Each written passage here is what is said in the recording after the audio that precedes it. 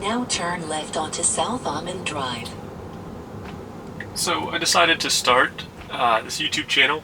I'm going to title it FSD Daily. I work in the real estate industry. I'm actually a real estate photographer, and I go all over my area every day. I drive about $2,500, about 2,500 miles a month.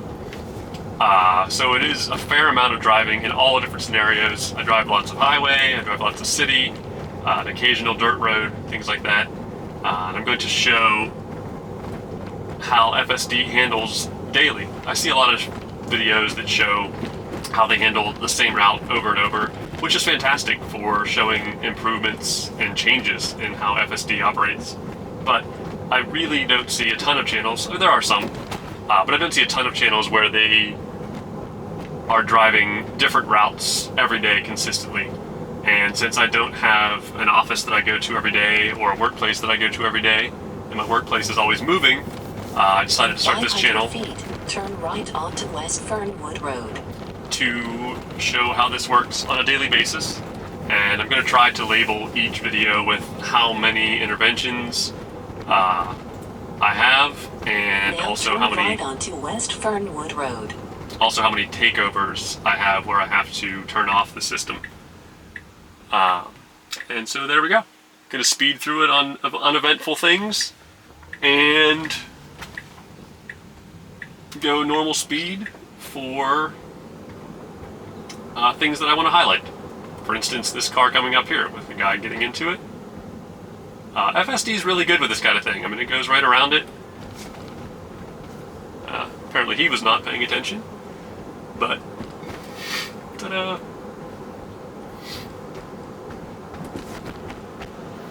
You might see me waving occasionally to cars. I do live in a waving neighborhood where everybody knows everybody, which is quite nice.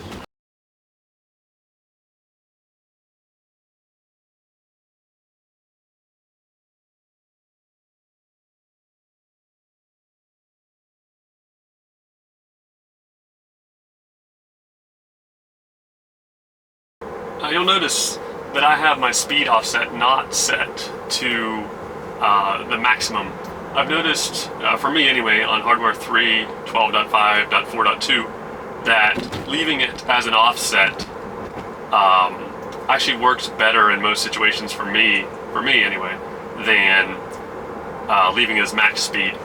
I find on max speed, sometimes it goes too fast in neighborhoods. It'll be a 25-mile-an-hour speed limit, like the neighborhood that I was just in there, and it'll do 30 or 32 through there, and it's just too fast for those roads.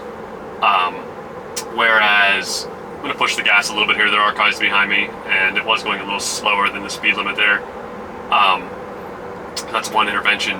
Not really a big deal. The car behind me is not riding my butt or anything like that, but it just is what it is. And you'll see here again that, hey, how about that? You'll see here again that it might not, it is speeding up, never mind, it's still really good, I spoke too soon. Anyway, the offset I have it set at like 13%, so I think it does 27 and a 25, 60 and a 55, and like 71, I think, and a 65, something like that. So I have an 8% offset right there, and that works really well for me. It's probably slow for what some people want, but I'm not a big speeder, so I prefer that to being automatic maximum.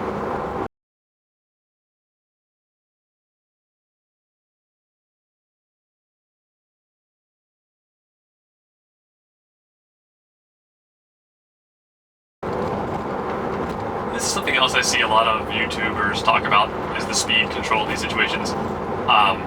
So the speed limit is 55 and I'm doing 47, but the car in front of me can't be doing much more than 47. It's not really pulling away.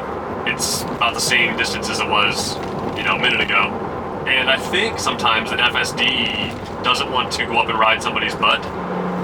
And so it just kind of maintains the same speed as the car in front of it, as there's not really any need to accelerate to the speed limit just to catch the car in front of it for no reason. I see that a lot, actually. I've never really proven it by having the car in front of me turn out of the way and then the vehicle speeding up, but that's just my theory.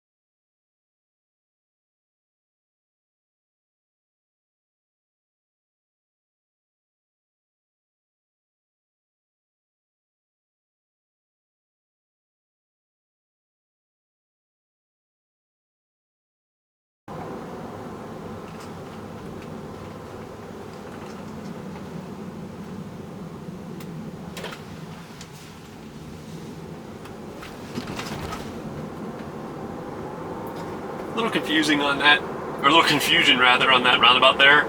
I go around that roundabout pretty often when I'm going toward this area of the state or the county here. That's the first time I've ever really had a hesitation like that on the roundabout.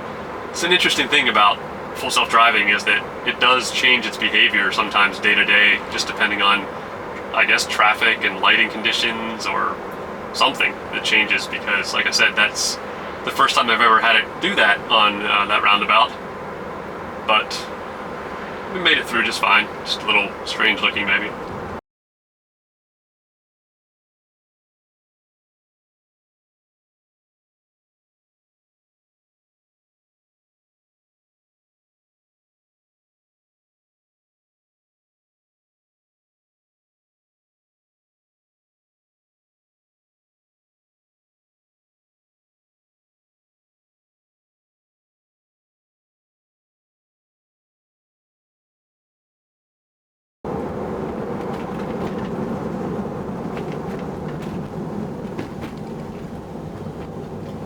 So I really doubt that the speed limit is 25 on this road.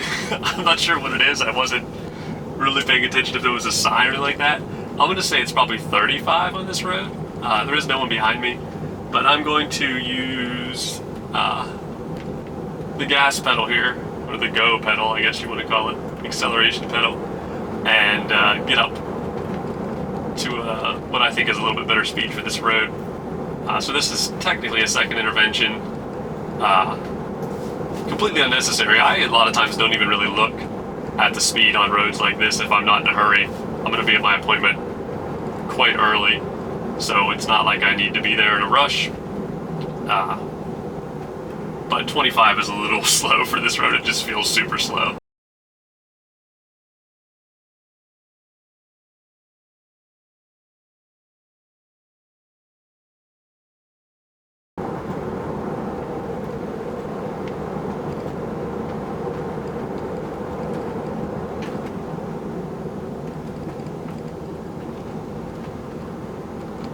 So I don't know if it actually knew that car was going to turn or if it was just stopping or slowing down because that car just completely stopped in the road, which makes good sense. I mean, if it's going to prepare to stop if that car turns in front of it, and it can tell that that car is stopped for sure, which I know it can, I think it's the right thing to slow down there. Some people might have called that phantom braking, but that guy didn't have his turn signal on, and it was unclear exactly what he was doing, so I think that's a smart thing to do.